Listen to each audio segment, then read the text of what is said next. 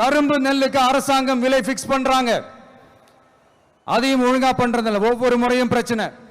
அங்க நெல் கொள்முதல் செய்யறதுல ஊழல். சரி, நாம கஷ்டப்பட்டு விளைய வச்சது வீணா போக கூடாதுன்னு நினைச்சு நம்ம விவசாயிகள் கேட்கிற லஞ்சத்தை கொடுத்தாலும் அதுக்கப்புறம் கூட அந்த கொள்முதல் ஒழுங்கா நடக்கிறது இல்லை. அதையும் தாண்டி ஏதோ ஒரு விலை விவசாயிகளுக்கு கிடைக்குது.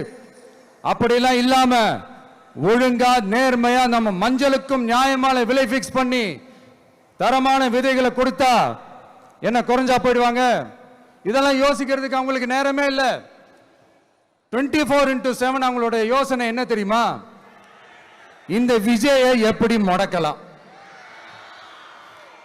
தமிழக வெற்றி கழகத்தை எப்படியெல்லாம் முடக்கலாம், அப்படிதான் அவங்களுடைய சிந்தனையே. 24x7. எத்தனையோ வருஷத்துக்கு முன்னாடி நம்ம காளிங்கராயர் நதிகளின் இணைப்புக்கு முன்னோடியா இருந்தார்.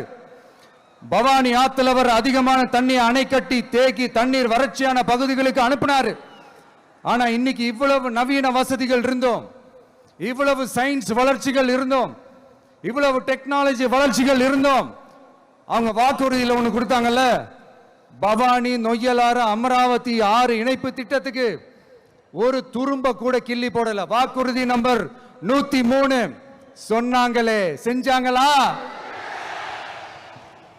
சரி, இதாவது ஒரு பெரிய ப்ராஜெக்ட் வைங்க.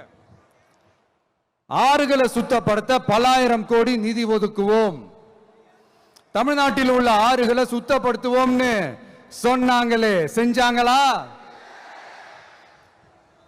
ஆனா ஆத்து மணலை கொள்ளையடிக்கிறதுல மட்டும் வேலையை கரெக்டா செய்வாங்க.